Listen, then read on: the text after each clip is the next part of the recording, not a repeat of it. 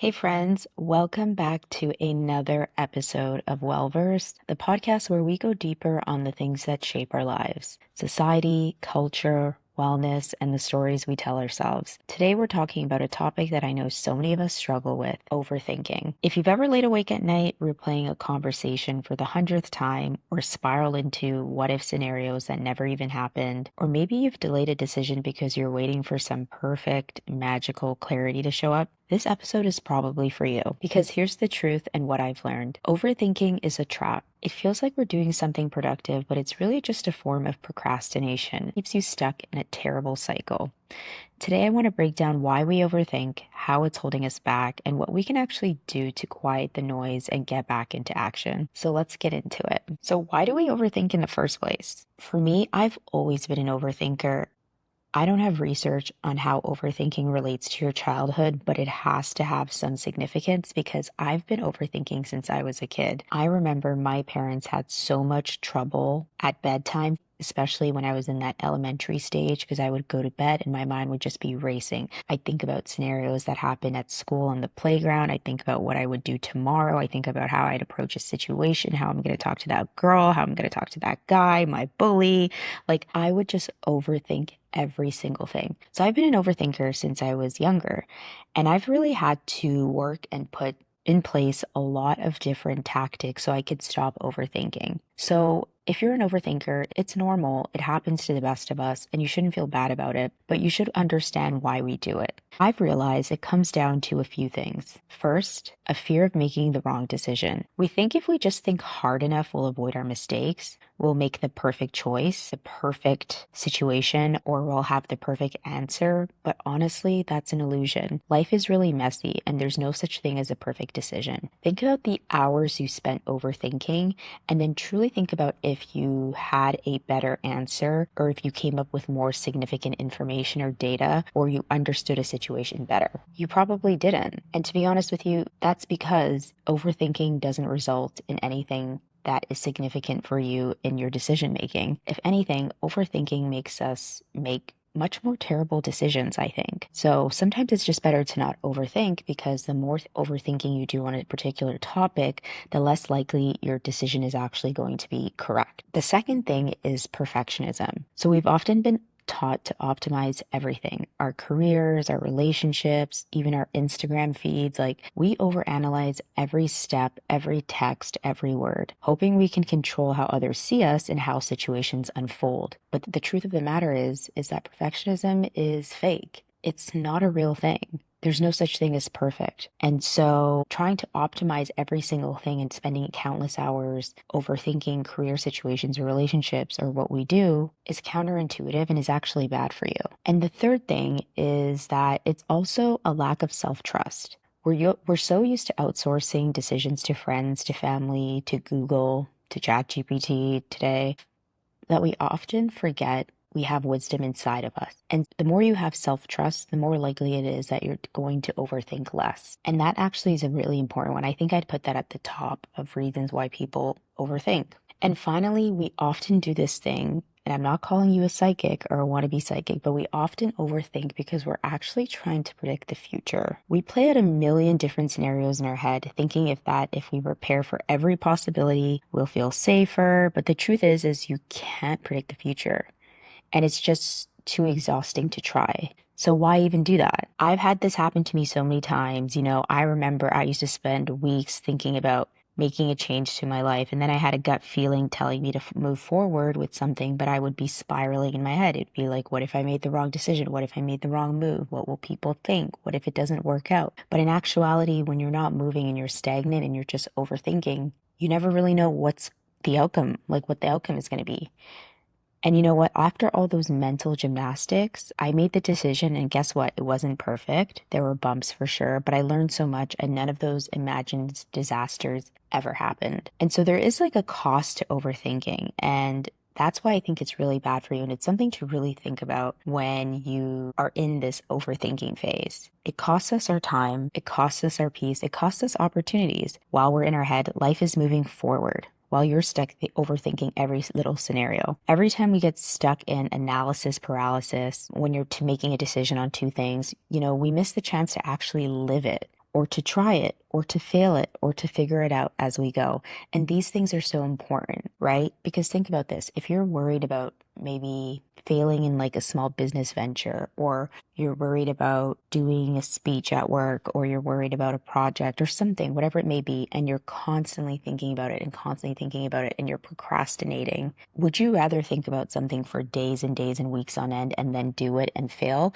Or would you rather think about something today, try it tomorrow, and fail the next day? I think about how much time I've wasted overthinking, and opportunities pass us by because we're too busy spiraling in our minds. And if you're listening to this right now and you're thinking, yeah, I do that too, you're not alone. But also, let's not let this pattern steal any more time for us, and let's not let this pattern steal any more of our lives, and let's actually try to break free from it. So how do you break free from overthinking? So here are a few things that have helped me. Deciding faster. I always give myself a deadline on anything. It could be as short as 5 minutes, or it could be as long as like 5 days. But I will literally sometimes put a timer on and be like, I have 5 minutes to decide on this decision. And that's that. We think more time equals better decision, but honestly, more time just gives our brain more room to spiral. Another thing that I do is I stop outsourcing decisions. I have to ask myself sometime, I'm like, what do I really want? It's not what your mom thinks. It's not what your best friend thinks. We love our friends, right? But it's not what they think. It's what do you want to be true? How do you want this to actually work out for you? You know? And sometimes we trust ourselves and we're going to do what we want to do anyway. So why ask other people? You don't need that many cooks in the kitchen. The next thing is to take the next step, but not the perfect step.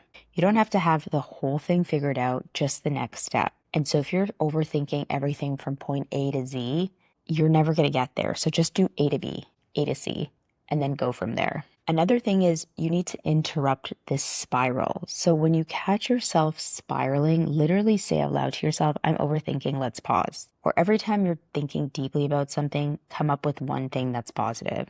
Bring yourself back to the present moment, what's right in front of you. So an example could be if you're dating a guy and you text him and he doesn't respond for hours in the evening and you're worried about what he's doing. Maybe you have some past trauma or experiences that made you not so trusting, but you're working on it. Whenever you're sitting there overthinking, like, what could he be doing? What's going on? It's been an hour, it's been 2 hours, it's been 3 hours, and now you're making scenarios in your head. You're like, well, maybe I should go to his Instagram and check what he's doing. Or maybe he's doing this because he told me he's going to the gym. And then maybe coming home from the gym only takes 20 minutes, but it's been an hour. And he said he'd come all the way back from that and think positively. So one thing you could tell yourself is like, people get busy, anything could come up. He will message me or he'll text me when he has time. Another example could be at work. Maybe you had a meeting or conversation with your boss and it didn't go well. Now you're overthinking, oh my God, did my boss perceive me in this way? Did I come off negatively? You're thinking about what you should have said, what you could have said. Think how you may think he received it. He may have received it in these 3 ways. That's not valuable for you. So you got to bring yourself back and think like, okay, what's one positive way I can spin this? The one positive way I can spin this is that if whatever I did was misinterpreted by my boss, he would probably come and speak to me, and he hasn't. So until then, everything is fine. Positive thoughts, when you catch yourself thinking something negative, are really helpful because it's easier to be negative than it is to be positive. So the mental gymnastics that you do trying to create a positive statement to go against your negative thinking is actually perfect because it brings you out of that state. Another really big one is journaling. Now, for me, I'm someone that has really had to work on my journaling because I started to realize I journal a lot when feeling negative versus journaling to capture the life experiences that I have. But it's subjective for everybody. And I think journaling it out is super valuable. Sometimes you need to just get your thoughts out of your head onto paper. And then once you get it out on paper, you'll never think of it again. That's an option that works for some people. And once you just get your thoughts out, it can be a game changer for you. So that's something to consider. Another one is asking yourself the 555 question. I love this one because it literally puts everything into perspective.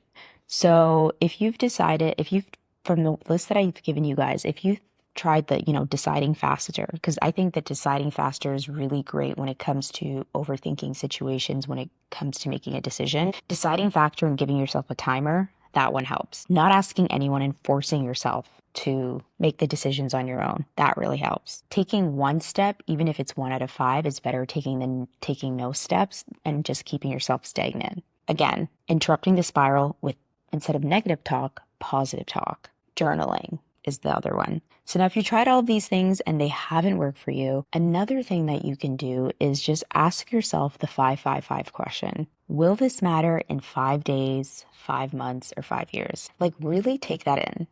This can apply to relationships that are romantic, platonic, work instances, experiences with your family. Will this actually matter in 5 days, 5 months, and 5 years? And more likely than not, usually they don't even matter in 5 days. And when you realize something doesn't matter in 5 days, you won't be sweating it. And I feel like a mantra that I've been coming back to is like, I don't have it all figured out to take the first step, but I'm going to take the first step anyways. And so you could be having, a situation at work, or you could be having a relationship or friendship situation, for example, and really thinking about if it will matter in the 5 days, 5 months, 5 years is something that truly helps you think about whether you should be overthinking and giving so much mental energy to it.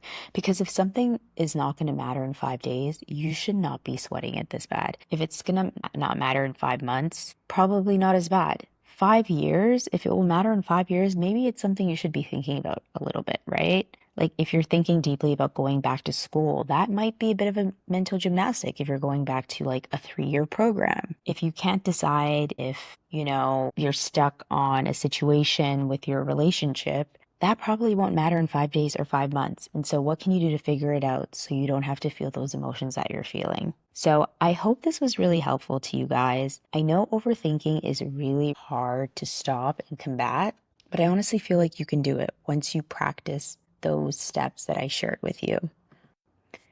And one thing to always keep in the back of your head when you're overthinking is always focus on solutions. I'm not happy that this occurred. What can I do about it? I didn't like how that conversation happened with my friend. How do I talk to them so it doesn't happen? I'm not happy at work. What do I need to do to fix it? Oftentimes, overthinking sometimes doesn't lead us to a solution, but it just keeps us in this really gray and fuzzy area where we don't really come up with a solution. So as you're overthinking, start to think about solutions that could help you with the problem that you may be having. And also, like, practice a lot of self-compassion for yourself as well. I do find that, like, a lot of overthinkers are people who are very empathetic or compassionate. Sometimes they really dwell on past mistakes that keep you from letting go. And if you're concerned about something that happened or what you did last week, try to just focus on self-compassion. Some ways you could do this is just take note of a stressful thought, pay attention to your emotions and your bodily responses, acknowledge that your feelings are true in the moment, adopt a phrase and, speak it to yourself, whether it's like, I know this is very woo-woo, but like, I'm enough, or I'm a human and I make mistakes. It's okay. Just practice self-compassion because it's very easy to spiral into a deep hole because you're constantly dwelling on your mistakes, but you're human, you're going to make mistakes. And the important thing that matters is how you move on from those mistakes. And so that's something to keep in mind. So if you're in the season where your mind feels loud and you're stuck in loops of overthinking, I just want to remind you guys, you are not your thoughts. I hope this episode was helpful. You are the person who can choose which thoughts to believe, which ones to release, and which ones to act on. And so let's all collectively just stop overthinking things and, overthinking things that take away our time and our joy and our opportunities. And like, let's be okay with being messy and imperfect in our actions. So thank you guys so much for listening. This was a short one. I want to hear from you. What's one thing you've been overthinking lately, and what's one small step you can take to break the loop? You can DM me on Instagram, Wellverse. You can also reach out to me on TikTok, Wellverse Podcast. But let's hold each other accountable. And I hope this episode resonated with you guys. Please share it with a friend or leave a quick review. So I'll see you guys in the next one. Bye.